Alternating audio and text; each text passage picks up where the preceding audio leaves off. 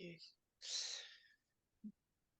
Donc ce soir, on accueille Frédéric Chéniaud, une collègue praticienne de shiatsu et aussi orthophoniste par ailleurs. Tu vas nous expliquer un petit peu ton parcours. Voilà, tu vas nous parler, Frédéric, de la pratique du shiatsu dans un contexte bien particulier et sportif qui est celui des enfants avec un trouble des déficit de l'attention et de l'hyperactivité, le TDAH. Voilà, donc déjà on se remercie de prendre le temps de venir parler aux collègues praticiens, praticiennes, éventuellement étudiants en shiatsu, adhérents à la Fédé. Alors, on n'est pas très nombreux tout de suite. Visiblement, il y a quelques soucis en termes de communication du lien, mais les gens vont arriver petit à petit. Et puis, on va enregistrer la session de manière à ce que tout le monde puisse y avoir accès par après. Et bon, on espère que les gens vont pouvoir nous rejoindre dans la, dans la durée de ta présentation pour qu'on puisse avoir aussi des échanges à la fin et des questions. Euh, donc, la règle qu'on s'est fixée donc avec Frédéric, c'est que tu fais une présentation voilà, sur une quarantaine de minutes. Si vous avez des questions pendant la présentation, éventuellement, vous pouvez les noter dans le chat, dans l'espace de discussion. Comme ça, on les compilera pour la fin. Et puis sinon, voilà, on se retrouve après la présentation de Frédéric pour échanger. Voilà. Est-ce qu'il y a des remarques ou des questions avant qu'on démarre? Non? Ok, on va y aller. Et puis, du coup, je vais partager le diaporama.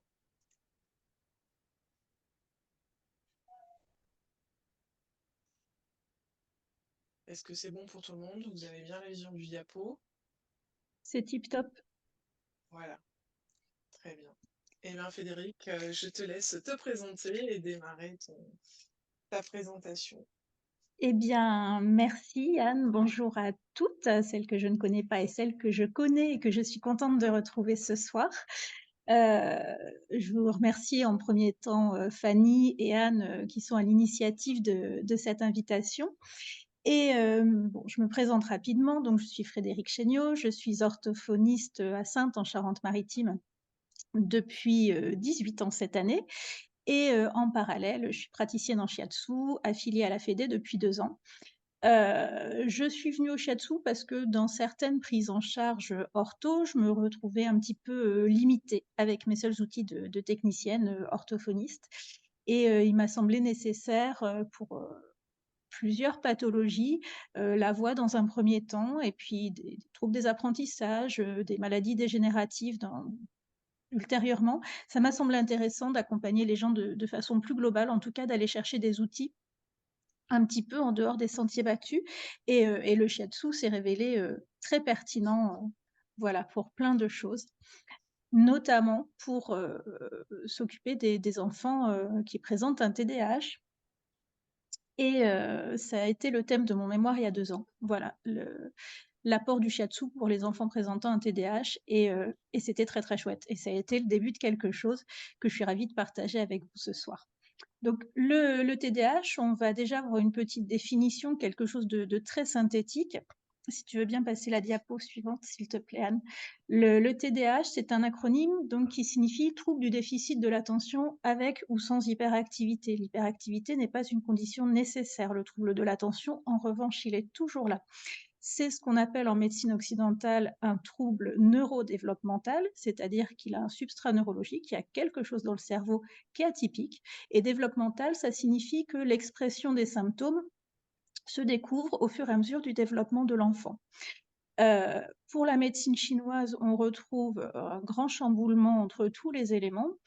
Et concrètement, donc le TDAH, c'est une entrave majeure, c'est un impact fort dans la vie scolaire, professionnelle, sociale et familiale des personnes qui en sont atteintes, la prévalence pour les enfants, c'est 5 de la population. C'est-à-dire que, grosso modo, il y a un enfant TDAH par classe. Et le TDAH ne se guérit pas, tout au plus, les symptômes, s'estompent. Beaucoup ou peu, on considère que la moitié des enfants TDAH seront des adultes TDAH avec une symptomatologie un petit peu différente, c'est-à-dire, une baisse de l'agitation quand même. On entend souvent beaucoup de choses, sur, le TDAH qui serait grosso modo un diagnostic à la mode. Alors je suis pas sûre que ce soit un diagnostic à la mode ou alors c'est une mode pas très, très cool. Simplement, il y a sûrement une prise de conscience, assez récente et massive que l'enfant qui échoue en classe ou l'enfant qui remue tout le temps, bah, il est pas juste, paresseux ou pénible. Il y a peut-être quelque chose d'autre. Donc parmi les qualificatifs malgré tout qu'on entend souvent pour ces enfants-là, on entend qu'il est feignant, qu'il est pas sage, qu'il est pas motivé, qu'il est mal élevé, qu'il est bon qu'à faire des bêtises, voire qu'il est méchant. Bon, c'est quelque chose qui culpabilise énormément les parents, qui souvent sont désemparés et dépassés face aux difficultés de leurs petits. Et on a tous, vu, le regard, réprobateur, de la vendeuse, sur l'enfant qui touche à tout ou, des gens à la caisse, qui regardent les parents en considérant leur gosse qui se traîne par terre ou qui crie parce qu'il veut les chewing-gums. Peut-être que nous-mêmes, on a été un petit peu jugeants à un moment donné.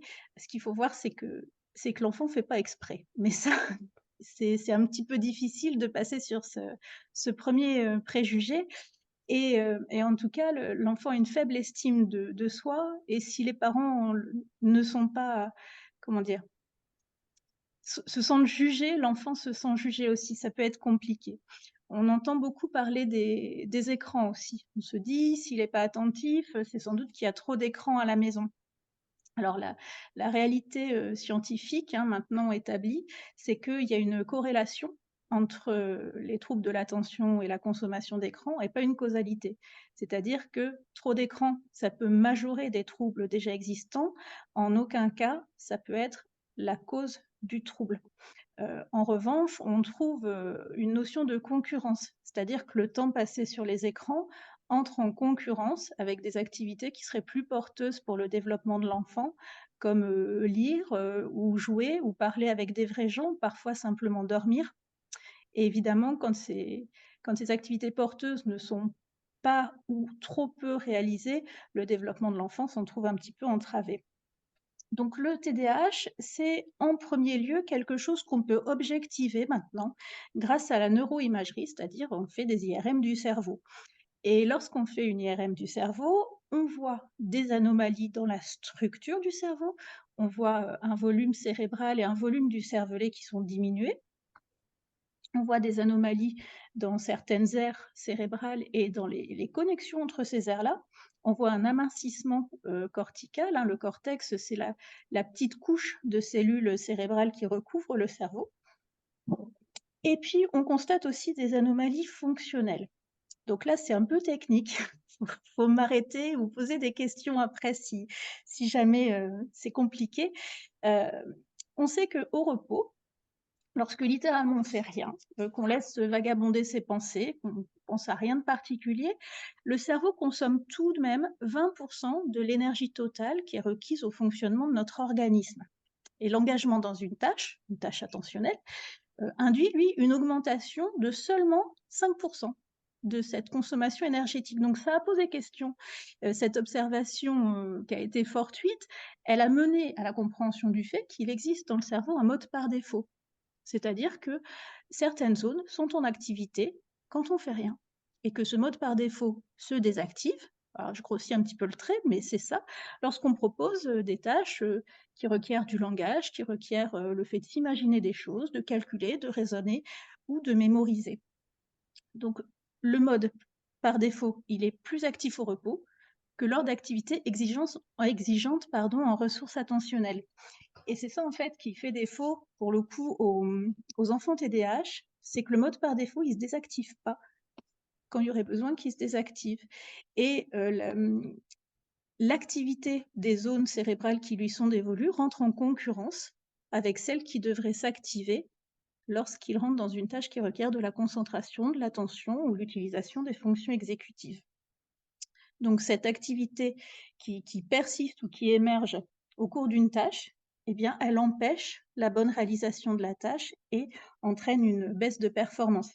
Mais bon, on ne passe pas tous les enfants chez qui on suspecte un TDAH à l'IRM, donc on se sert aussi d'une liste de critères, qu'on trouve dans un livre, qui est édité, et enrichi régulièrement, qui s'appelle le DSM-5. Alors c'est un livre américain, c'est le Manuel diagnostique et statistique de santé mentale.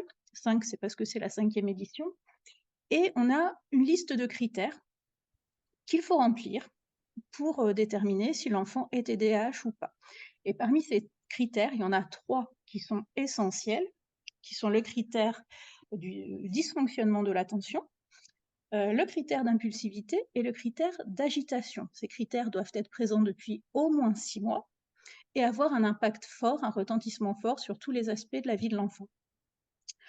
Alors le dysfonctionnement de l'attention, c'est une notion importante parce que dans l'acronyme, on parle de troubles déficitaires de l'attention, mais finalement l'attention, elle n'est pas si déficitaire que ça. Il arrive que des enfants qui soient complètement, dans les choux, si vous me passez l'expression, pour apprendre des choses classiques, pour apprendre à l'école, soit par contre hyper attentifs lorsqu'ils vous expliquent quelque chose qui les intéresse ou dans lesquels ils se sentent experts. Donc c'est plutôt un dysfonctionnement, une mauvaise régulation intentionnelle, qui se traduit par, donc une concentration trop courte qui tient pas sur la durée ou qui a du mal à se lancer, une distractibilité externe ou interne, c'est-à-dire qui est liée à l'environnement ou qui est liée à des pensées parasites, aux propres pensées de l'enfant. Ce sont des enfants qui perdent leurs affaires, qui décrochent, qui oublient de faire, qui font des fautes d'étourderie, qui commencent quelque chose sans avoir terminé ce qu'ils faisaient. Ça, c'est vraiment le contrôle attentionnel. On trouve aussi de l'impulsivité, beaucoup, beaucoup, avec une difficulté à respecter les règles et les consignes. Et parfois, c'est pas que l'enfant ne veut pas respecter, c'est qu'il n'arrive pas à s'empêcher de transgresser. Vraiment, il fait pas exprès. On dirait pas pourtant, mais il fait pas exprès. Ce sont des enfants qui présentent une intolérance très forte à la frustration, une certaine impatience, des enfants qui coupent la parole, qui interrompent, qui prennent toute la place. Ça entraîne des difficultés souvent au sein des familles, et dans la fratrie. Il y a des comportements irréfléchis, une notion de mise en danger, c'est même parfois, épatant la manière dont ils se mettent en danger et dont ils font des bêtises trop grosses pour eux. J'ai eu un petit en traitement qui avait fait un trou à la perceuse, dans le plancher du tracteur du papa. Enfin, c'est des trucs, voilà, il faut s'accrocher sur les bêtises et les parents, ils sont, enfin franchement, admirables. Donc ce sont des enfants qui peuvent être agressifs ou brutaux, parfois sans le vouloir, avec leur père ou avec les adultes, et qui peuvent présenter aussi l'impulsivité, elle peut être alimentaire. On peut avoir ce qu'on appelle des comportements, d'hyperphagie. Il n'y a pas de sensation de satiété, ils mangent, ils mangent, ils mangent et ça s'arrête jamais. Enfin, le 3e critère important, c'est l'agitation. L'agitation, elle peut être aussi bien motrice que psychique. Alors psychique, c'est vraiment une idée chasse l'autre, hein, jusqu'à ce qu'ils perdent le fil de ses propos. L'agitation motrice, ça va de l'enfant qui ne tient pas en place, mais vraiment pas, à l'enfant qui essaie de se contenir, mais qui mâchouille un petit peu son t-shirt ou les manches de son pull parce que quand même il faut que l'énergie s'en aille. Et puis ce sont des moulins à paroles. Clairement, on ne peut pas en placer une. Avec tout ça, on trouve des difficultés d'organisation importantes qui apparaissent souvent, avec la scolarité. On leur demande plus de concentration, on leur demande des tâches plus complexes et du coup, on voit des nouveaux symptômes émerger. Le fait d'avoir des difficultés à initier quelque chose. Parfois, initier quelque chose, c'est juste s'asseoir à son bureau pour commencer les devoirs. C'est même pas commencer les devoirs, c'est s'asseoir au bureau. Ils ont des difficultés à planifier, à percevoir le temps, à ranger, à retranscrire leurs pensées dans un écrit ordonné et à s'adapter toujours, ça c'est vraiment une constante, aux changements de situation, aux imprévus. Donc ça fait beaucoup de choses. Et puis, quand on a fait le tour de ces 3 symptômes cardinaux, on voit que qu'il y a d'autres choses qui arrivent. Il y a, l'estime de soi qui est toujours fragilisée dès le plus jeune âge, puisque l'enfant il est pas bête, il se rend compte que lui quand il fait un dessin, bah, c'est moins joli que celui des copains, que la maîtresse elle est moins contente. La réussite scolaire, bah, des fois c'est pas trop pour eux, parce que ça nécessite justement des capacités d'attention, de concentration et de mémorisation qu'ils n'arrivent pas à développer. L'impact social est fréquent, parce que l'enfant TDAH, il est impatient, il est mauvais perdant, il râle tout le temps, il est agité, donc peu à peu, il est exclu du groupe et ça renforce sa faible estime de soi. L'impact familial, on l'a vu, il peut être important, hein. Élever un enfant TDAH, c'est avoir le cœur bien accroché. Les parents peuvent être convoqués parfois dès la première semaine d'école parce que vraiment c'est pas possible, il fait n'importe quoi. Heu, Après, il faut passer des heures à faire les devoirs, galoper d'une prise en charge à l'autre puisque, bah, ce sont des enfants qu'on va emmener voir, la psychomotricienne parce qu'ils ont du mal à se canaliser, le neuropsychologue pour faire une remédiation cognitive, l'orthophoniste parce que la lecture ça va pas, le neuropédiatre ou le pédopsychiatre parce que peut-être faut mettre un traitement, le groupe d'habileté sociale. Enfin, c'est vraiment des parents qui galopent partout souvent, qui se fatiguent, qui se prennent le chou et puis des frères et des sœurs qui se sentent un petit peu mis sur la touche parce qu'il y en a que pour celui qui a le TDAH. C'est un petit peu compliqué, la stabilité familiale est très, très souvent mise à rude épreuve. Et la démarche diagnostique, c'est intéressant parce qu'elle tient compte de cet impact en proposant des questionnaires à remplir aux parents, qui sont souvent assez exhaustifs et aux enseignants aussi, vraiment pour spécifier le trouble, le qualifier et repérer, des comorbidités. Les comorbidités, c'est, c'est quand on cumule, voilà, parce que choisir, c'est renoncer, donc des fois, on peut avoir un TDAH et d'autres trucs sympas avec.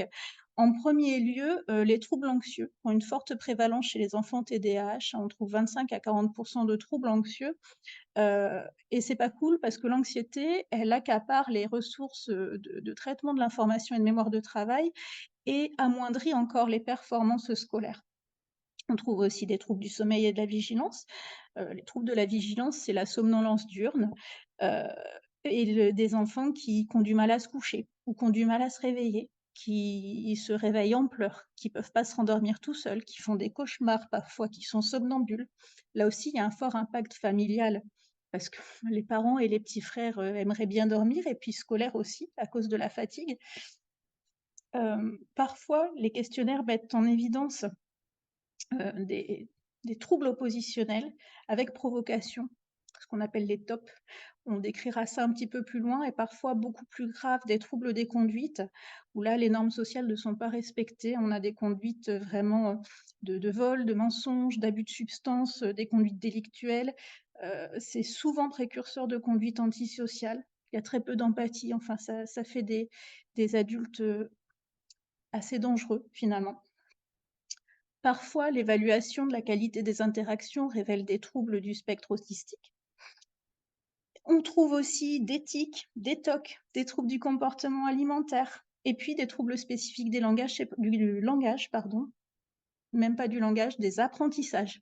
Donc lecture, orthographe, raisonnement, écriture, programmation du geste. Ces troubles spécifiques des apprentissages, on les retrouve chez 46 des enfants TDAH. C'est pas des difficultés d'apprentissage. La difficulté d'apprentissage cède au traitement du TDAH. Le trouble spécifique est également un trouble neurodéveloppemental, donc il se surajoute à la difficulté et compromet, de façon très importante la scolarité des enfants. Donc ça, c'était la revue des symptômes à la lumière de la médecine occidentale. Le traitement proposé, il varie selon l'expression clinique et les meilleurs résultats combinent un traitement psychostimulant et des thérapies non médicamenteuses. Et dans les thérapies non médicamenteuses, on peut se demander ce que dit la médecine traditionnelle chinoise. Bah, il n'y a pas vraiment de terme en MTC pour traduire le TDAH, mais bon, la revue des symptômes nous permet quand même d'établir des liens, de dégager quelques axes. D'abord, l'origine neurologique et l'aspect développemental qui évoque la fonction yin du rein et notamment le stockage et l'ancrage du yin. Le yin du rein est faible, cette défaillance peut entraîner une défaillance du yin des autres organes. Le yin du cœur trop faible n'offre plus suffisamment de calme pour héberger le chêne. Donc on peut constater de l'agitation, de l'excitation. Le yin du foie, s'il est trop faible, implique un excès relatif de yang qui peut provoquer un vent interne. On voit l'éthique, on voit l'hyperactivité. L'excès de yang du foie peut léser la rate, dans la relation d'oppression du bois sur la terre. La rate mise en difficulté accumule de l'humidité, peut produire des glaires qui obstruent l'esprit et génèrent de la confusion mentale, des troubles de mémorisation. Et la terre affaiblie, enfin, générera un métal affaibli, impropre à contrôler le bois, et le yang trop fort du foie. Donc c'est le chien qui se mord la queue. Donc on peut distinguer comme ça 4 formes cliniques qui correspondent aux 3 tableaux que la médecine occidentale décrit. Le tableau, bah ça j'ai oublié de vous le dire, tu vois, je me rends compte. Le tableau 1, hyperactivité, impulsivité dominante, rappelle une chaleur dans le cœur et dans le foie ou une accumulation de glaire et de chaleur. Le vide de cœur et de rate mènerait à une forme à dysfonctionnement attentionnel prédominant, et le vide du foie et de la rate mènerait à une forme mixte. J'ai oublié de vous en parler, c'est sur une diapo précédente. Il y a 3 tableaux principaux, voilà, hop, juste ici, qui définissent le TDAH. Un tableau inattentif qui concerne, si je me rappelle bien, 46% des enfants TDAH, surtout des filles. Le sous-type hyperactif impulsif, c'est surtout des garçons et c'est aux alentours de 36%, et le reste, 18 normalement, qui a les deux, en fait, qui combinent l'hyperactivité, l'impulsivité, l'inattention. Donc, cette classification, là, les 4 tableaux dont je vous parlais, elle est issue des travaux du docteur Pascal Clément, qui est médecin acupuncteur en Gironde. Les entités spirituelles correspondant aux différents éléments sont fortement impactés aussi.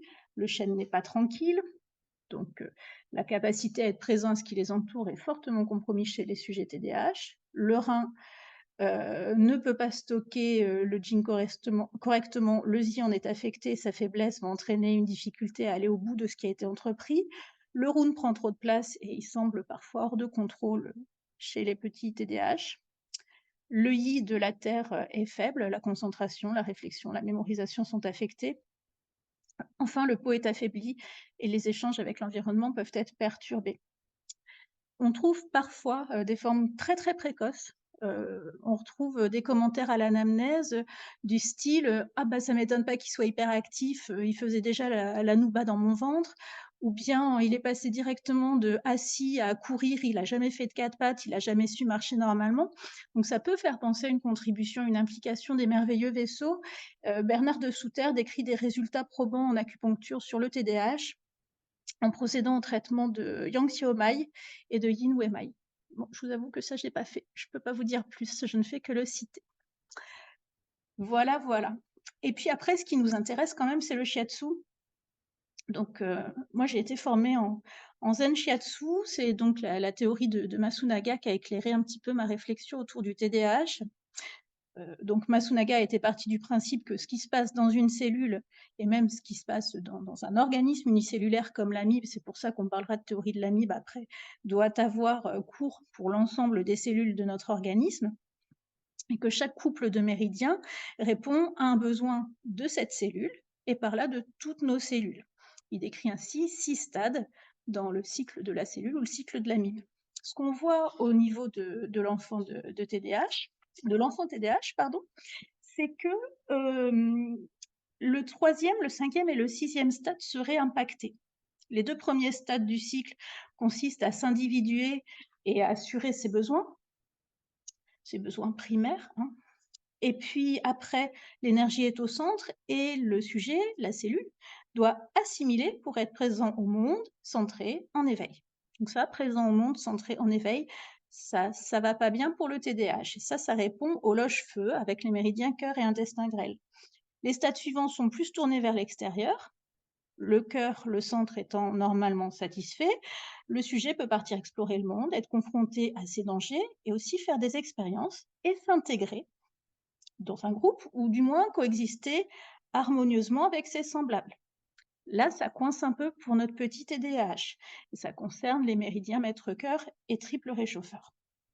Enfin, à la fin du cycle, le 6e stade, c'est le stade du bilan. Le sujet qui a intégré suffisamment d'expérience doit être capable de faire des choix réfléchis et cohérents. Et ça coince encore, réfléchi et cohérent, ça cadre pas très bien avec nos petits TDAH.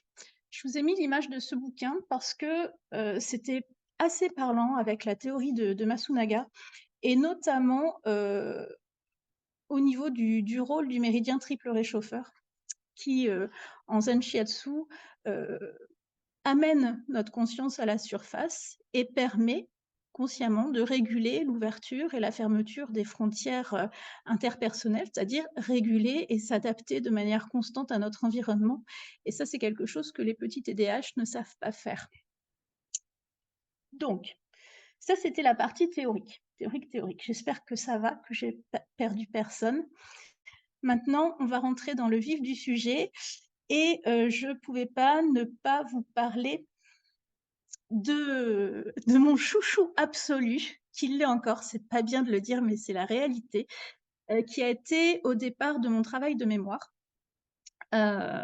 Donc voilà, dans mon mémoire, il s'appelait Petit Mignon parce que bon, il est petit, il est mignon, enfin maintenant il est un peu plus grand, mais il est toujours, extrêmement, enfin voilà quoi, il est choupi et mais bon, aujourd'hui, je vais l'appeler par son vrai prénom. C'est un petit garçon qui s'appelle Nathan et que j'ai rencontré en mai 2018. C'est sa maman qui avait des grosses cernes sous les yeux, qui me l'a amené pour un bilan orthophonique donc, parce qu'arrivé à la fin de son CP, il parvenait ni à lire ni à écrire. Donc ça, c'était vraiment mon quotidien d'ortho, de base, quoi. Par contre, ce qui était moins banal, c'était, l'état de mon bureau, au bout de quelques minutes. C'est-à-dire que Nathan l'a mais dévasté et de façon exhaustive, vraiment, tout y est passé. Donc on a très vite évoqué à l'issue du bilan, l'hypothèse d'un trouble attentionnel qui a été validée par la neuropsychologue dans un premier temps, puis par le neuropédiatre. Donc au bout d'1 an de prise en charge ortho avec Nathan, et ben, c'était toujours pas simple, il a redoublé son CP, le CE1 se présentait, ça n'allait pas le faire, il faisait des bêtises énormes. C'est lui qui avait fait le trou dans le plancher du tracteur de son papa, mais il a aussi, provoqué un départ de feu à la maison, défoncé la porte du garage de ses grands-parents en essayant la voiture, enfin, c'est c'est sportif, quoi, c'est sportif. Donc le fait qu'il détruise mon bureau, finalement, c'était un moindre mal.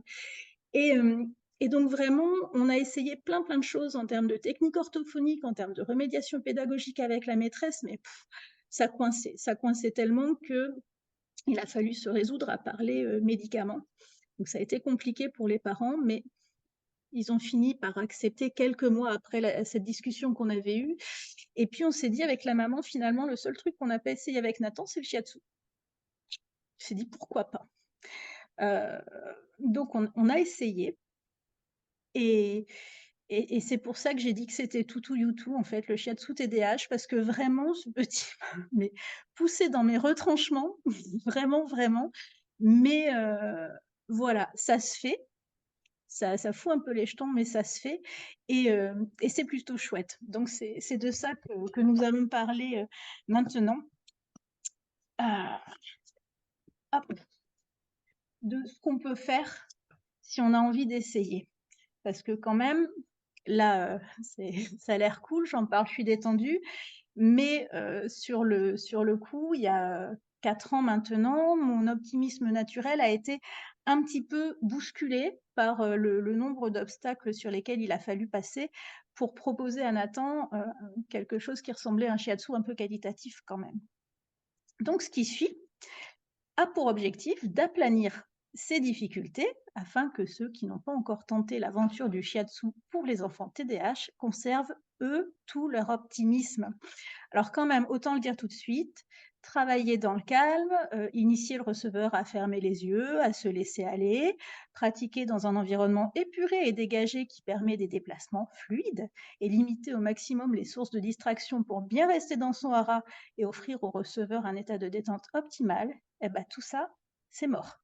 Voilà, vous êtes avertis. Maintenant, on peut y aller. Et ce qui ressort quand même de mon expérience c'est que ce qui est bien, c'est d'anticiper et dans ce sens, la prise de rendez-vous, c'est vraiment une étape clé. on va avoir, quelqu'un au téléphone, le parent le plus souvent, et on va essayer de prendre le temps de lui faire préciser les symptômes majeurs. Déjà pour savoir à quel, tableau de TDAH on a affaire. Est-ce que c'est plutôt inattentif? Est-ce que c'est plutôt hyperactif impulsif? Est-ce que c'est jackpot et c'est les 2? On va pas forcément procéder de la même manière tout le temps. Et puis, ce qui peut être chouette, c'est de proposer aux parents de remplir un questionnaire en amont de la première visite. Alors, il y a une échelle qui est assez répandue, que souvent les parents connaissent déjà, qui s'appelle l'échelle de Conners, qui est utilisée, hein, pour spécifier un petit peu le TDAH. Et cette échelle, elle reprend, plein de symptômes, des symptômes d'inattention, d'agitation, de difficultés relationnelles, sociales, familiales et tout. Et les parents doivent coter de 0, où ils reconnaissent pas du tout, la phrase qui leur est présentée, à 3, où ils la reconnaissent à fond, où l'enfant procède toujours de cette manière-là. Il y a 108 items. C'est un peu fastidieux, donc on verra après comment on peut faire pour alléger la tâche pour les shiatsu suivants. Mais c'est intéressant parce que ça donne vraiment, si on le reçoit en amont du jour où on voit l'enfant, ça donne vraiment des supers indications et surtout, ça permet de gagner du temps d'anamnèse le jour de la séance parce que, du temps mort pour ces enfants-là, c'est du temps potentiellement où ils vont, se braquer, s'ennuyer ou générer de l'angoisse. Donc on va expliquer, dans l'idée d'éviter ça, à la personne qui prend le rendez-vous, comment va se passer le shiatsu, ce qu'est le shiatsu, comment on va procéder. On va lui demander de l'expliquer à l'enfant, avec les mots dont il a l'habitude, plusieurs fois, parce qu'il y a des chances qu'il ne le fixe pas l'enfant, et jusqu'au jour J. Et le jour J, on redira. On va proposer que l'enfant amène lui un jouet qu'il aime, bon, pas trop bruyant si possible, le jouet. Le but étant de créer un lien, l'enfant amène son jouet et on peut, hop, créer le lien d'emblée avec lui. «Oh bah, il est cool ton jouet, c'est quoi? Montre-moi, explique-moi». Le lien, l'enjeu affectif, il est essentiel pour les enfants TDAH, pas que dans le shiatsu, hein, non, quelle que soit la prise en charge, la remédiation qu'on lui propose, c'est super important ce lien-là. Et puis aussi dans l'idée que si les mains sont occupées, bah, le reste bouge pas trop. Ça, c'est important. On demande une tenue spéciale shiatsu à mettre sur place. Parce que, s'il la met avant, on peut à peu près être sûr, si on reçoit un petit qui a un sous-type, un tableau clinique à dominante, hyperactivité, impulsivité, que s'il y a une flaque devant le cabinet, elle sera pour lui et qu'il sera pas forcément à l'aise d'être tout trempé, tout crado sur notre futon et que notre futon, il va peut-être pas être super à l'aise non plus de tout ça. Donc l'idéal, ça peut être vraiment, si c'est possible, de rencontrer l'enfant un petit peu avant pour se présenter et commencer à créer le lien. Ça, c'est vraiment chouette, mais je bien que c'était confortable pour moi dans le cadre du mémoire, c'est pas forcément possible après dans le cas d'une pratique, professionnelle. Le jour J arrive, on s'installe, ça prend un petit peu de temps. Heu, donc on abandonne l'idée de travailler, du moins avec certains enfants, dans un environnement calme et épuré. On prévoit des coussins en quantité, en variété suffisante. Alors pas nécessairement à portée directe de la main, de l'enfant pendant le traitement, mais avant, il peut choisir pour se placer comme il le souhaite. En fait, c'est hyper important de le rendre acteur de tout ça parce que ça permet d'éviter la contrainte de: «Tu te mets là, dans ce sens-là et tout». La contrainte, quelle qu'elle soit, elle est jamais bien vécue par l'enfant TDAH. Alors les inattentifs, ça passera. Les impulsifs, ça risque de les braquer. Donc autant, voilà, s'assurer une petite connivence dès le départ, en laissant choisir les coussins, en laissant mettre le coussin de tête là où on fait les pieds d'habitude, c'est pas grave. Voilà, cette fois-ci, c'est nous qui nous adapterons. On met à disposition des jeux autour du futon. Alors ça fait un peu jouet club avant Noël parfois, hein, la salle de traitement. Moi, je me suis vue faire, du shiatsu à Nathan avec les voitures. C'était quoi? C'était les voitures et les jeux de construction à la tête. Sur le côté, les jeux de souffle et les animaux et il avait quand même amené un jouet pour lui. Donc, bon, faut faire gaffe à pas mettre le pied sur la petite voiture quand on bouge, mais ça peut se faire. On fait attention aussi à la luminosité et ça peut être important selon le sens dans lequel l'enfant veut se placer. On a vu qu'un des diagnostics différentiels ou une des comorbidités du TDAH, c'était le trouble du spectre autistique. Donc là, on a clairement des particularités sensorielles, mais les difficultés d'adaptation des enfants TDAH au niveau de la régulation de leurs frontières, interpersonnelles et de l'adaptation normalement dont Triple Réchauffeur est en charge, et ben, cette fonction-là, elle n'est pas super opérante. Donc faut faire attention à ça. La lumière peut les gêner, le bruit, ça semble incroyable, mais il y a des moments où ça peut les gêner aussi. Donc vraiment, on peut leur laisser le choix. Est-ce qu'on met la lumière? Est-ce qu'on ferme les rideaux? Est-ce que tu veux de la musique ou pas? C'est quelque chose qui peut se faire. On va ensuite, expliquer de nouveau à l'enfant, lorsqu'il est sur le futon, en quoi ça consiste. On va employer évidemment des mots adaptés à son âge, convoquer éventuellement des images, faire des phrases courtes. Ça peut être, je vais appuyer doucement comme ça, tu vois, avec ma main, avec mon pouce, ça va pas faire mal. Tiens, regarde, on essaie sur toi, on essaie éventuellement sur ton doudou si tu es venu avec.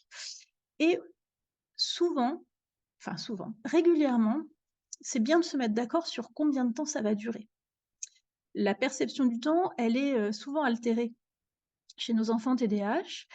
Et ce qui peut être chouette, c'est d'avoir un petit timer, objet, hein, pas sur le téléphone, quelque chose qu'il peut voir. Il y en a qui existent où on tourne la molette et on voit un cadran coloré, en fait, qui diminue au fur et à mesure que le temps passe. C'est visuel et ça, vraiment, ça les aide beaucoup. Moi, je l'ai utilisé, assez peu en séance pendant mon mémoire. Mais je l'ai utilisé après et je l'utilise en séance d'orthophonie pour ces petits-là. Je trouve que vraiment ça les aide beaucoup à se dire que c'est pas indéfini, que ça va s'arrêter et ça se voit. Ça permet d'avoir vraiment une notion, du temps qui passe, plus tangible. Voilà. On lui demande de s'installer comme il le souhaite. Si on veut faire un bilan du hara, bah, on lui dit: «Bah, ce serait plus facile pour moi que tu sois sur le dos, mais vas-y, tu prends les coussins que tu veux, tu plies les jambes si tu veux», enfin, voilà. Parfois, c'est mieux de lui dire: «Est-ce que tu préfères être sur le dos ou sur le ventre?» plutôt que de laisser un choix ouvert parce que c'est surprenant parfois, ils sont créatifs et puis de le prévenir que, s'il veut bouger, c'est bien de nous le dire un petit peu avant pour qu'on puisse essayer de faire un traitement équilibré et puis on est hyper attentif à sa demande à lui. La demande des parents, elle tourne, la plupart du temps autour des symptômes cardinaux. La demande de l'enfant, parfois, elle est surprenante. Nathan, un jour, il a voulu un shiatsu des dents, parce qu'il avait une dent qui l'embêtait. Donc on a fait un shiatsu des dents. Voilà, en plus du reste. Mais évidemment, quand j'en étais à cette partie-là, avec cette idée-là, je lui en ai fait part pour qu'il se sente vraiment, voilà, tu as voulu quelque chose, je t'ai entendu et tu vois, on fait comme tu as dit. J'ai eu une fois une demande, trop chouette d'une petite Éden qui voulait un shiatsu pour être merveilleuse. Donc ça, je dirai pas comment je fais, je me le garde. Voilà. Alors, le jour J est toujours là et puis on s'est installés. Ça a pris un petit peu de temps, mais ça vaut le coup voilà, de prendre ce temps-là pour conforter le lien avec l'enfant et donc on attaque. Évidemment, si c'est le premier rendez-vous, on prévoit un format de séance pas trop long. Le La séance de Nathan où il y a eu le shiatsu des dents, c'était 15 minutes. Voilà. Donc le parent qui accompagne, si jamais il ne reste pas dans la même pièce, faut pas qu'il parte faire ses courses non plus. Voilà, faut qu'il soit là. Donc dans cette idée-là, si l'enfant, en a marre, s'il est fatigué, faut se garder une possibilité, faut essayer de se garder, ça a l'air d'être des injonctions, mais non, ce sont des propositions toujours, de se garder une possibilité de clôture rapide, à la fin de chaque séquence. L'idée, c'est, finalement, je vais vous dire comment moi je faisais. Après, c'est propre, à chacun. Souvent, moi, mes séances commençaient avec un traitement dans l'axe, en décubitus dorsal, dans l'idée de recentrer, d'apaiser, d'ancrer, en descendant Renmaï ou en traitant l'estomac, en empaumement et à la fin de ça, je reviens sur le hara pour recentrer et permettre d'avoir fait quelque chose d'équilibré. Si je traite, je sais pas, mettons, gros intestin dans un bras, je vais essayer de faire les 2 bras et revenir au centre, toujours pour me dire: «Si là, il en a marre, c'est pas grave, on aura réancré, recentré avant d'arrêter. Les étirements et les mobilisations, généralement, ils aiment bien parce qu'il y a de l'action. Alors ça se fait rarement dans la détente. Voilà. En tout cas, chez ceux qui présentent un tableau plutôt hyperactif impulsif, un moyen qui est pas garanti à 100 mais qui peut fonctionner, d'avoir un petit peu de détente, c'est de leur demander, mettons si on veut traiter le gros intestin dans le bras, de contracter très, très fort le bras et de relâcher d'un coup. Et là, ils arrivent à sentir la différence. C'est des techniques qu'on utilise en relaxation, hein, des choses comme ça et du coup, à reproduire un tout petit peu tout seul. Et ce qui peut être chouette avec les étirements, c'est que ça permet, si on n'est pas sûr d'avoir le temps de faire un traitement d'un méridien, ou si l'enfant n'est pas disponible, si c'est pas le moment pour lui, si mettons on étire, je reste sur mon bras, j'aime bien le gros intestin. Si on étire le membre supérieur avec un bras, on peut se dire: «Bah, avec ma main libre, peut-être je peux presser, gros intestin 4». Pareil pour, les mobilisations du membre inférieur, on peut avoir assez facilement, vessie 60 et rein 3 en même temps. Des petites choses comme ça qui vont nous permettre de gagner un petit peu de temps et de réduire l'agitation qu'on peut soi-même, provoquer. Lors des changements de position, pour le coup, on va proposer à l'enfant de changer de jouet, de faire une petite pause s'il y a besoin. Alors parfois la pause, ils la prennent tout seuls, hein. Ils se lèvent, ils vont voir si papa ou maman est toujours, à côté, s'ils sont en train de regarder leur téléphone, qu'est-ce qu'ils font? Ils vont chercher un jouet. Heu, Parfois c'est nécessaire de dire à l'enfant: «Bah, attends, j'ai bien entendu que tu voulais bouger, mais là j'ai juste besoin de terminer ça, hop, on finit le bras ou la jambe, on fait un petit recentrage» et puis on peut lui dire: «Tu je vais quand même pas te laisser repartir tout à fait bancal, ça se fait pas». Et puis généralement, ils entendent et ça peut passer. Donc il faut qu'on essaie de garder en tête qu'une activité trop longue ou qui est dépourvue de sens aux yeux de l'enfant, elle peut être une source d'ennui au mieux, d'angoisse au pire. Vraiment garder ça en tête. Du coup, pour tuer le temps, l'enfant parle, beaucoup et pas nécessairement de ce qu'on est en train de faire. Il parle en jouant, il parle de sa journée d'école, parfois il fanfaronne, hein. Les étirements, c'est toujours l'occasion de montrer les muscles, hein: «Regarde, j'ai des gros biceps», machin tout. Ils aiment bien, pour certains, la ramener un peu, mais c'est mignon. Et puis parfois, les enfants lâchent des choses, importantes et arrivent à mettre en mots, certaines choses de façon vraiment claire et juste. Ça, c'est quelque chose qui m'a, vraiment marquée et qui me marque encore et je me demande si le fait de travailler quasi systématiquement la terre et donc de travailler sur le yi, pouvait contribuer à rendre certains enfants, bah, assez justes pendant le traitement. Donc les enfants parlent, nous aussi on parle, moins qu'eux, mais quand même, et notamment on leur explique ce qu'on fait. On peut faire, des propositions pour, capter leur attention et puis les rendre surtout un peu plus acteurs de leurs soins. Donc ils ont été acteurs pendant l'installation, ils sont acteurs parce qu'ils peuvent parler, demander des choses, mais c'est bien d'essayer enfin c'est bien. Des fois, on essaie et ça prend pas, mais des fois, ils y vont tout seuls sur leur ressenti, et on peut les inciter à visualiser. Visualiser des choses, ça, je trouve que c'est intéressant, notamment lors de la clôture ou lors du centrage. Heu, j'ai tenté de leur demander d'essayer de s'imaginer, une boule de lumière, et alors ça marchait drôlement bien, la boule de lumière au niveau du hara. La couleur et la forme, pas la forme, la taille variait selon les enfants, c'était drôle. Mais je parle de la forme parce qu'il y a une petite qui avait vu une boule carrée elle, donc c'était chouette. C'était rare surtout et la séance parfois s'arrête quand ils ont réussi à rendre la boule toute petite, petite, petite, comme un point très, très lumineux, donc ça c'est chouette et puis parfois on leur parle et ils adaptent nos mots. L'énergie, ça leur parle pas à mes petits receveurs. Eux, ils me parlent de chaleur. C'était Nathan qui m'avait demandé: «Mais tu me parles de l'énergie, mais c'est la chaleur?» «Ouais, bah, si tu veux, c'est la chaleur». C'était plus tangible pour lui, c'était plus facile à comprendre et puis parfois, ils proposent eux-mêmes le vocabulaire et alors ça, mais c'est, trop, trop chouette. Les mobilisations des chevilles, c'est les moulinettes. Les moulinettes, ça fait des vagues de chaleur qui remontent Et puis on peut jouer au ballon de chaleur qu'on s'envoie entre Mingmen et Dantian, c'est extraordinaire. Et mobilisation des doigts et des orteils, c'est les pouks. Enfin ça, c'est vraiment super chouette et ce qui est aussi chouette aussi, c'est que si on revoit les enfants, ils ont gardé le vocabulaire. Ils ont gardé le lexique commun qu'on a mis en place, en fait, pendant les shiatsu et alors ça, au niveau de la qualité du lien, c'est, topissime. Donc voilà, une fois qu'on a fait tout ça, on a l'impression que c'est gagné. En fait, dès que l'enfant se relève, le TDAH, il est toujours là. Généralement, il se relève, comme des diables qui sortent de leur boîte, montés sur ressort. Et donc voilà, c'est ce qui constitue un petit avertissement. Demander à l'enfant son ressenti à la fin de la séance, vraiment, et là, c'est du vécu, c'est s'exposer à: «C'était nul». Mais comme ça quoi, hein, on va pas s'embarrasser de fioritures ou de politesses. «C'était nul». «Ah, tu voudras revenir?» «Non». Et quand ils reviennent, ils vous disent: «Ouais, ça va, mais j'aime pas le shiatsu».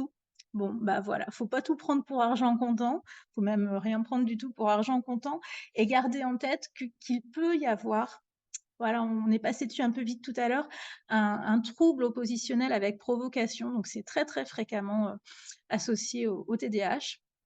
Ça se développe entre 8 et 10 ans et c'est vraiment un comportement d'opposition systématique et de provocation vis-à-vis des figures d'autorité.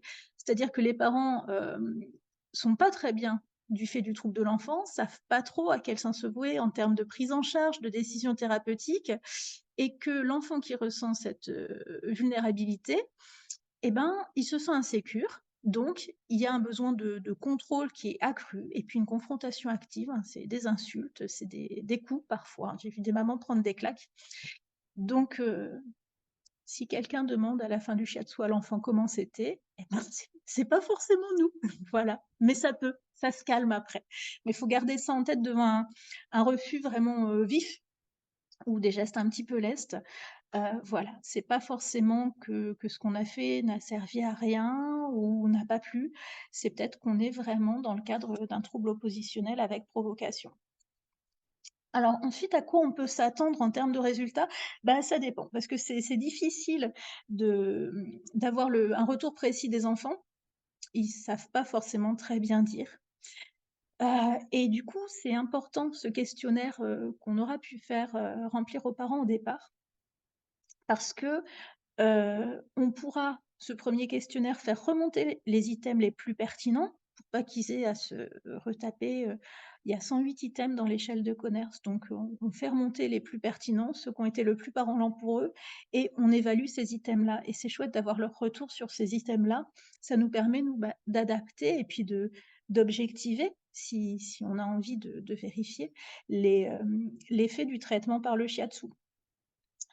Heu, on explique à l'issue, du traitement ou même, dès la prise de rendez-vous, ça peut s'expliquer aussi, la possibilité d'un effet rebond qui n'est pas systématique. Voilà. J'ai une de mes receveuses, une grande, hein, qui vient pas pour un TDAH, qui parle de crise de guérison, mais l'effet rebond chez, les enfants TDAH, je trouve que c'est compliqué de dire crise de guérison parce que la majoration des symptômes, des fois, elle est un petit peu raide.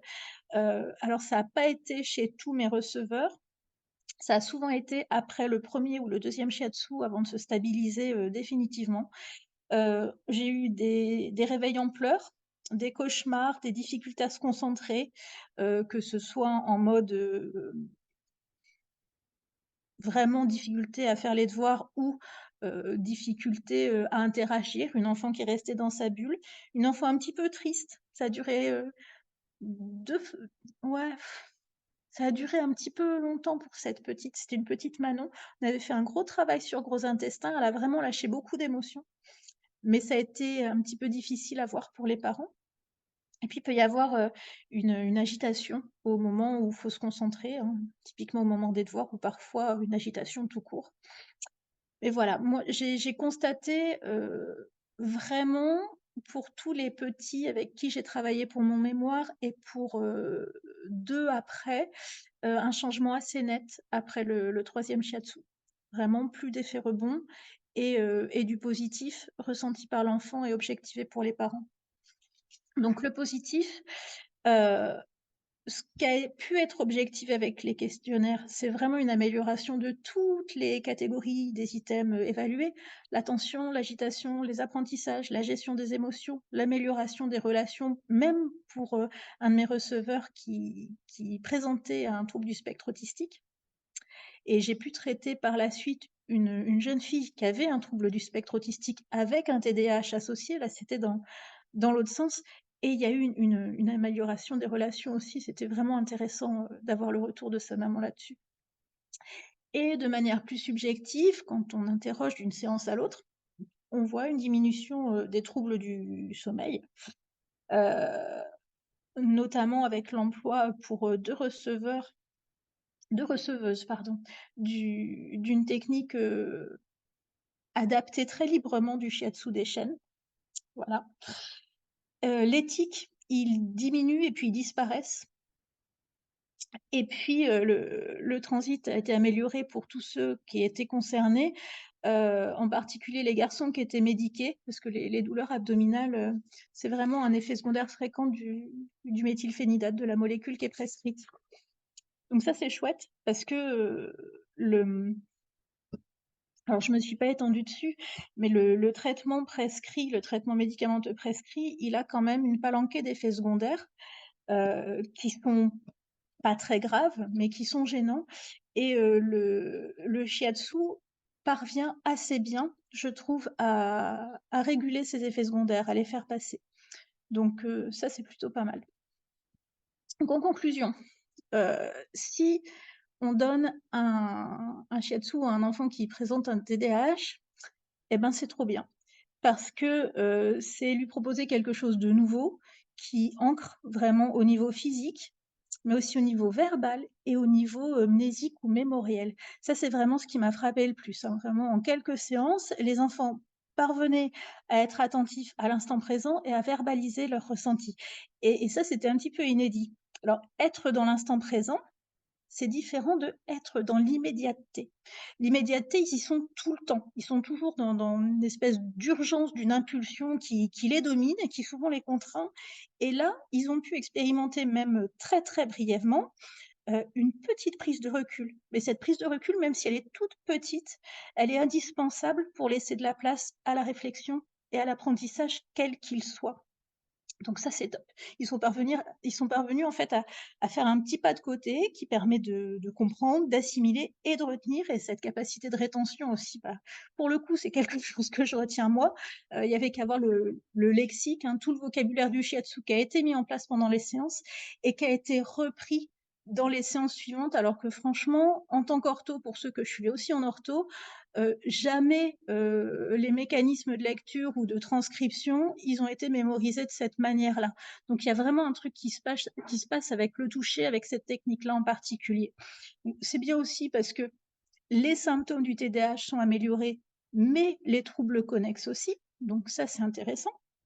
Ce qui est super intéressant aussi, c'est le travail sur les frontières interpersonnelles, et là, l'implication de notre triple réchauffeur, je trouve qui est très, très chouette, parce que ça recrée du lien, ça aussi. J'ai la maman de Gabin, donc qui avait un TDAH et un autisme de type Asperger. Elle me disait: «Il est plus avec nous, il recrée du lien, il est plus adapté, il s'en rend compte», et ça, c'est tip top, et de manière moins, peut-être moins spectaculaire que chez Gabin qui était autiste en plus. Nathan m'a dit, ça fait pas longtemps, c'était la semaine dernière, en me parlant d'une professionnelle de santé qui intervient avec lui aussi, dans le cadre du TDAH. Elle m'a dit: «Tu te rends compte?» Elle m'a dit: «Avec toi, on n'arrive à rien». Mais ça se fait pas. C'est elle, en fait, qui arrive à rien avec moi. Et j'ai trouvé, mais que c'était tellement chouette et tellement adapté qu'ils parviennent maintenant, on fait plus de shiatsu avec Nathan, qu'ils parviennent à dire des choses comme ça. Enfin, j'ai trouvé que c'était, sensationnel. Donc vraiment, le shiatsu, même quand il est plus là, le lien qui a été créé avec l'enfant, il perdure. Hem, Nathan, je le vois plus en shiatsu. Je l'ai vu en shiatsu, de fin 2019 à mi-2020, ou début 2020, on va dire, juste avant ma soutenance, en fait, pour préparer mon mémoire.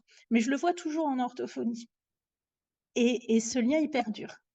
Il a pas voulu refaire de shiatsu, mais il me dit: «Et les autres, ils en font et alors, tu leur fais les moulinettes aussi?» Enfin, c'est resté, c'est vraiment resté, c'est trop, trop chouette. Donc physiquement, c'est chouette aussi parce que ça nous permet à nous, si on pratique régulièrement le shiatsu chez les enfants TDAH, d'avoir notre dose de sport, très régulièrement.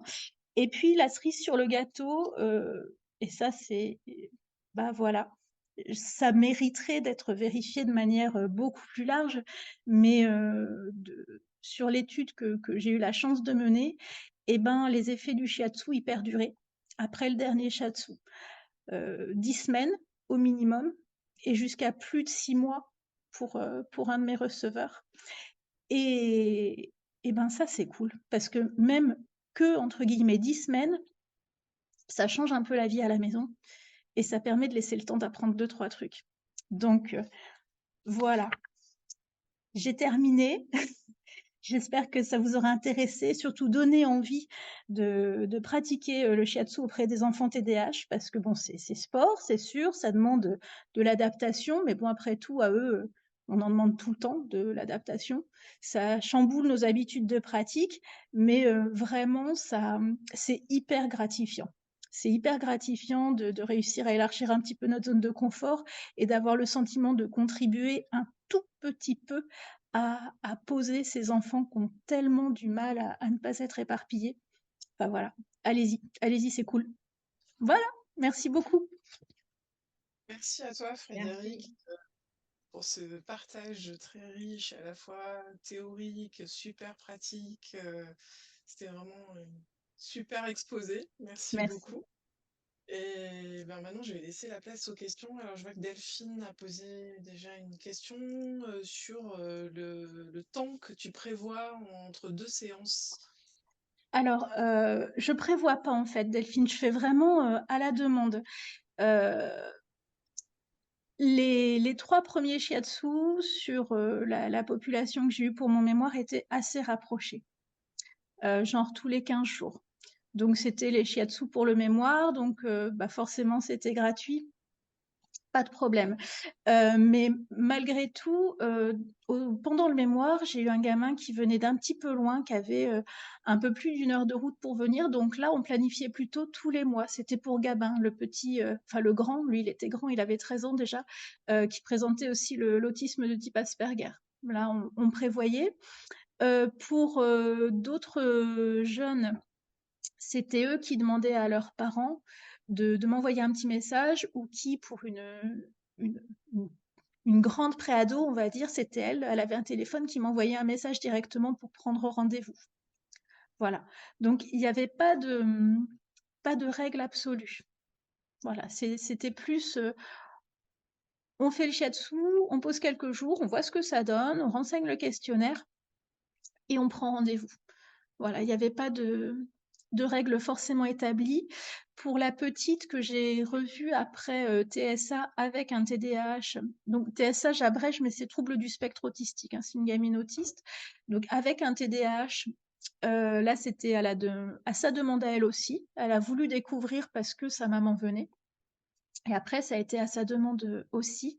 Donc voilà, je trouve que c'est pas mal finalement de laisser les petits, heu, comment dire? Avoir l'occasion d'interroger un petit peu leurs ressentis et leurs besoins, et qu'ils soient à l'initiative, de la prise de rendez-vous.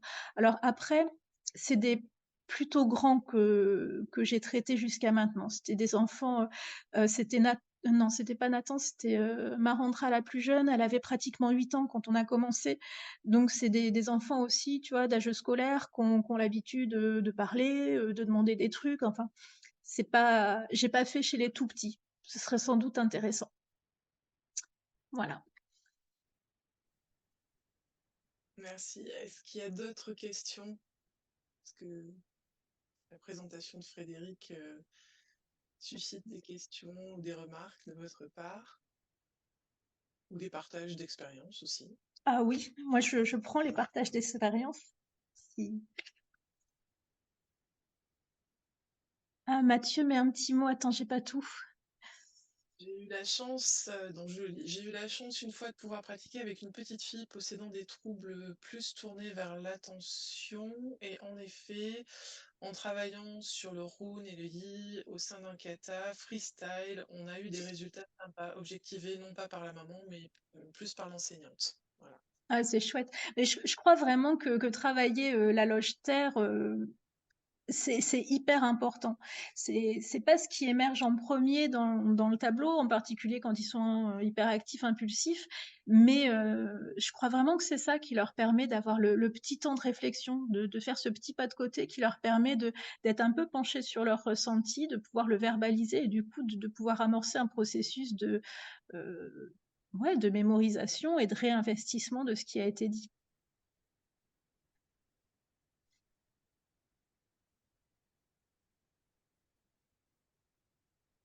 Et Sandrine qui dit merci beaucoup. Je ne sais pas, est-ce qu'il y a d'autres questions? Oui, merci beaucoup. Je ne sais pas si vous m'entendez. Oui, On t'entend, Cécile, merci. Et je disais merci beaucoup. C'était vraiment très intéressant, vraiment, oui, plein de bonnes informations. Et du coup, ça va nous permettre de pouvoir accompagner ces petits-enfants, ou ces Oui, grands. faut y aller, c'est vraiment riche et puis ils ont pas l'habitude de ça en fait. Ils ont l'habitude de J'imagine, choses ouais. plutôt cadrées où ils sont contraints, de rééducation assez dirigée avec un aspect quand même très tourné vers le médical, vers les apprentissages.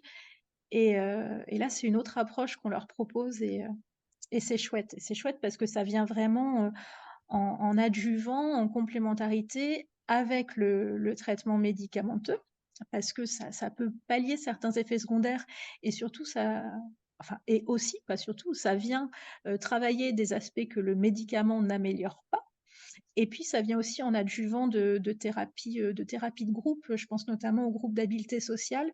Je pense que là, le travail sur triple réchauffeur, en plus des groupes d'habileté sociale, on gagne du temps en termes d'adaptation à l'environnement. Ouais, c'est ça. je ne sais pas s'il y a d'autres questions. Moi, j'en ai une ou deux, mais Ouais, je vois Mathieu qui dit de donner des outils de mieux-être aux parents pour qu'ils prennent soin d'eux.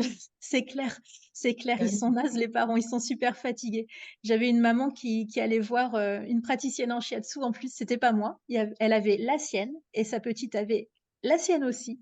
Mais ouais, c'est hyper important parce qu'ils sont souvent euh, épuisés, quoi. Épuisés. Et le fait aussi de travailler sur les, pardon, le fait de travailler aussi sur les parents, travaille indirectement l'enfant aussi par lien de causalité, en fait. C'est ça aussi, ça permet d'aider. Oui, C'est oui. profitable pour tout le monde.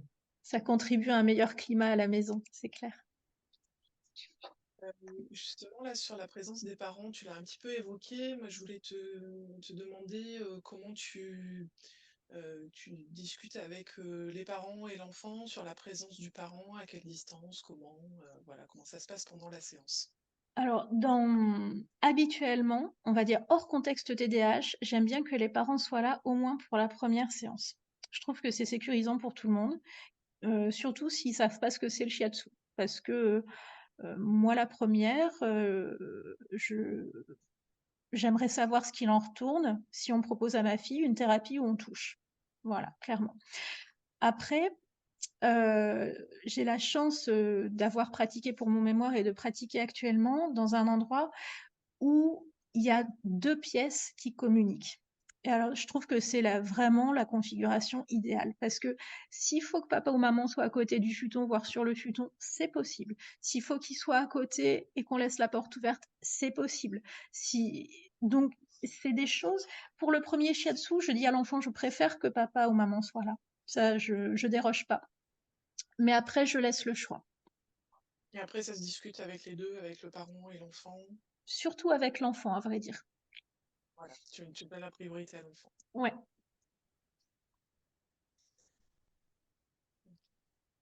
Si. Est-ce qu'il y a d'autres questions? On termine. Après, juste une autre, peut-être moi j'ai une autre question. Tu as parlé de l'échelle de Conners. Oui. Euh, je sais même pas comment ça s'écrit et Alors, ça s'écrit voilà. CONERS. C'est Hein. vraiment un outil. Enfin, tu tapes échelle de Coners ou questionnaire de Coners sur ton moteur de recherche et tu trouves. C'est une liste de 108 propositions, donc c'est chiant clairement à remplir, qui balaye tous les domaines. C'est-à-dire que pour chaque grand domaine atteint, tu as des propositions. Genre pour l'impulsivité, tu as ne tient pas en place, gigote toujours sur sa chaise. Pour l'inattention, tu as semble toujours dans la lune, commence quelque chose mais ne le finit jamais. Tu vois, tous les grands domaines sont explorés comme ça. Donc avec 108 questions qui sont cotées entre 0, pas du tout, et 3, tout le temps. Donc ça permet, cette cotation, je trouve, déjà de mettre en avant les points les plus atteints et de pouvoir, tu vois, à l'issue du premier shiatsu, hop, tu fais remonter les items les plus significatifs et tu proposes que cela pour le deuxième, en fait, pour que ce soit pas encore 108 items à se retaper. Et en plus de ça, tu as 2 questions ouvertes que je trouve intéressantes. Elles, par contre, de les compléter à chaque fois. Tu as, que je dise pas de bêtises, avez-vous d'autres préoccupations au sujet de votre enfant? Parce que ça peut arriver. Et parce que, par exemple, le sommeil, l'alimentation, c'est pas abordé dans l'échelle de Coners. Donc c'est bien d'avoir ça. Et ce que je trouve tip top, c'est quelles sont les forces et les habiletés de votre enfant. Je trouve ça bien parce que ça finit sur, voilà, je les mets à la fin, ça finit sur un point positif. Et c'est bien des fois aussi d'aider les parents à se rendre compte que leur gamin, ouais, il a un TDAH, ouais, ça le rend pénible parce qu'encore une fois, il fait pas exprès, mais quand même, il y a des côtés cool, il y a des côtés pas mal. On retrouve il est toujours prêt à aider, elle est lumineuse, il est persévérant, il lâche pas l'affaire. Donc il y a quand même un revers de la médaille un petit peu plus brillant et c'est bien de pouvoir attirer l'attention des parents dessus.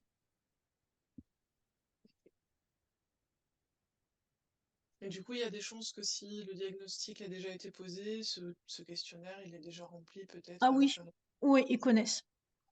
Ils Voilà, donc connaissent. peut-être un shiatsu, on peut peut-être leur demander s'ils l'ont déjà rempli et éventuellement s'ils sont OK pour nous communiquer, bien Ouais. que peut-être les choses ont évolué depuis la fois, la fois où ils l'ont rempli, mais oui, il y a des Voilà. chances. En tout cas, après, il y a aussi des choses qu'on peut adapter. Si ça intéresse, je pourrais te communiquer une petite bibliographie où là, il y a des questionnaires, des échelles qu'on peut adapter, qui sont plus courtes et moins fastidieuses que l'échelle de Coners que moi j'avais utilisée dans le cadre de mon mémoire. Alors, Et qui sont tout à fait libres de droit et pas soumises au secret médical. Enfin, voilà, des choses qu'on peut utiliser. est-ce On qu'on peut peut faire faire ça. un diaporama qu'on peut mettre dans l'espace Ouais, adhérent? Peut-être rajouter une petite slide au diaporama avec une petite bibliographie ouais, éventuellement. pas de souci. Pas de souci, on peut faire ça. Mathieu a une autre petite question. Tu as parlé d'utilité du méridien triple réchauffeur au niveau des TDAH, mais à ce moment, de mon côté, la vidéo a bugué. Pourrais-tu juste nous le indiquer? Oui, je peux. Le triple réchauffeur, je l'ai utilisé avec l'éclairage de rien. Attends l'explication avant de dire merci. Peut-être ça va pas être concluant. Je l'ai utilisé à la lumière un petit peu de la théorie de Masunaga, dans le sens où je me suis dit, triple réchauffeur, il est là pour permettre d'amener notre conscience à la surface, d'assurer notre protection et d'assurer une adaptation fine et constante à tous les changements d'environnement.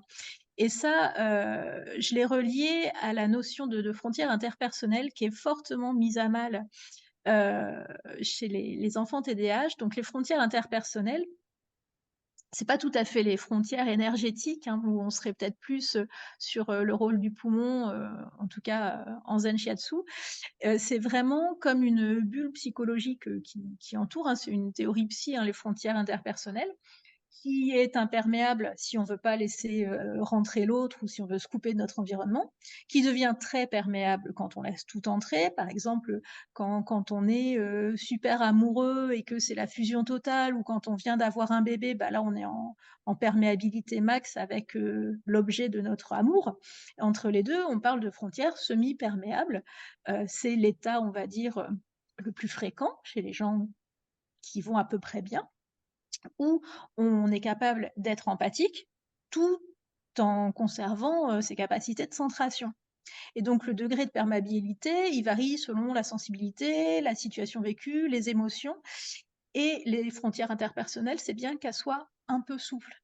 Et chez l'enfant TDAH, elles sont hyper souples, mais elles savent pas bien quand est-ce qu'il faut s'ouvrir ou se fermer, quand est-ce qu'il faut être perméable ou un peu plus opaque. Et du coup, c'est pour ça qu'ils ont du mal à s'adapter à leur environnement et que parfois ils développent des réactions paradoxales dans un même environnement. Bah, une fois, ils peuvent être super à l'aise et une autre fois complètement fermés, se réfugier ou dans leur bulle ou dans le contrôle et la provocation parce que la situation va les déborder. Et donc, je trouve que travailler triple réchauffeur avec cette optique-là, ça peut être un outil intéressant. Voilà, j'espère que ça répond à ta question. Super clair. Merci.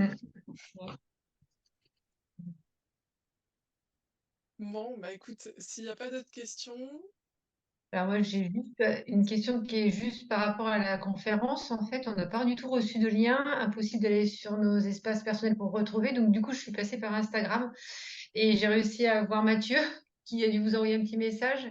Alors, du coup, moi, j'ai envoyé le lien à notre groupe de l'école de Shiatsu Atlantique, mais savoir comment ça se passe pour les futures conférences. Si... bah là, visiblement, il y a eu un petit loupé. Le mail, normalement, il y a un mail qui est envoyé aux adhérents avec le lien. D'accord. Euh, et en plus, on est en train de changer en fait de plateforme, enfin de compte sur le Zoom. Et voilà, malheureusement, c'est tombé cette semaine. On est vraiment Ok. désolé Non, mais pour le. Voilà, donc normalement ça devrait tout rouler correctement pour les prochaines. Donc en général, on annonce sur les réseaux sociaux et on envoie un mail, ce qu'on avait fait d'ailleurs pour la semaine dernière, et un mail qui était parti avec le lien Zoom dans le mail. Mais de manière générale, vous retrouverez toujours les liens de visio dans l'espace adhérent. ok, Voilà. super. Non, mais voilà, c'était juste. Si vous avez vos mots de passe pour votre espace adhérent, Oui. voilà, vous retrouvez toujours les liens et vous retrouvez aussi tous les replays. Donc là, on va mettre le replay, on est en train d'enregistrer, on va mettre le replay de cette conférence. Donc si vous voulez le partager aussi avec des collègues qui sont adhérents. Et puis on mettra aussi le support diaporama que Frédéric a présenté. Donc voilà, Et la Merci beaucoup. bibliographie. avec la Oui. bibliographie. Ok. Voilà. Merci beaucoup. Gratitude. À vous d'avoir persisté et de trouver l'entrée de cette visio malgré tout. J'allais Voilà. pas lâcher le morceau. D'ailleurs, Blandine et Sandrine, elles sont là. J'ai envoyé le lien justement. Je sais pas si Superbe. Merci. avec plaisir. Ouais, c'était le tout, hein. Ok. Bah écoutez, on va peut-être conclure du coup s'il n'y a pas d'autres questions et encore remercier Frédéric. Bah, Voilà. merci à vous. Merci Frédéric. Merci à Merci toi. Frédéric. C'était super. Ouais. Merci, c'est gentil. Mais allez-y, hein, Ouais, lancez-vous, oui, c'est chouette. en tout cas. Ouais, ouais. Ça permet de faire baisser la pression aussi, de se dire qu'il y a des moyens de rentrer en contact. Oui. Voilà. Simple, là, tu as donné plein de trucs hyper pratiques et ça, c'est vraiment chouette, quoi. Voilà. Bon, bah, c'est cool. Bon, bah, merci beaucoup. Bonne Merci soirée. beaucoup. Bonne soirée à tout le monde. Au Merci. revoir, merci. Pareil. Au revoir tout le monde, merci beaucoup. Au revoir tout le monde. Merci. Merci.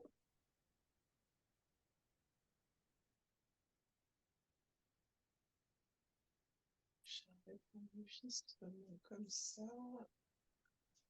Alors.